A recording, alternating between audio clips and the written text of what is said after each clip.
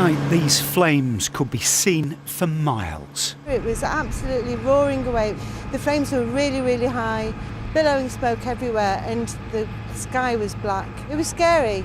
And as day breaks, the true scale of this environmental threat becomes apparent to all those who've put their lives on the line to beat it. That's been on fire for several hours now. Our current tactics are protecting the outside of the building to allow a controlled burn.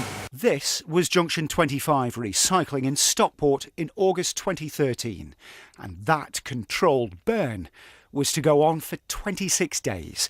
1,500 tightly packed bales of rubbish, originally destined for recycling abroad, up in flames. The business was run by this man, Barry Kilroe, seen here arriving for court in Manchester this morning.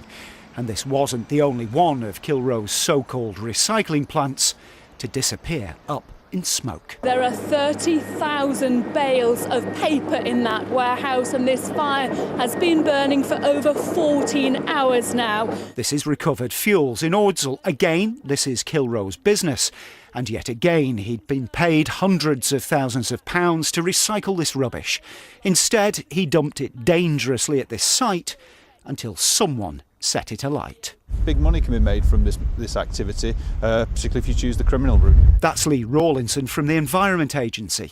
He says these bales were supposed to be shipped abroad to be burned for power, but Kilroe wound his businesses up, and that ship simply never sailed. But what we had here was a company that decided to be criminals in this. They've imported over 75,000 tonnes of waste into this site and basically abandoned it. This site was operated by another of Kilroe's firms, Asset and Land Group, based at Warrington. These men are now working to clean up the site. It's only when they're stood next to the bales that you get a true idea of the scale of their job. And when you take to the air, you can see bale on top of bale on top of bale, stacked like tiny bobbins.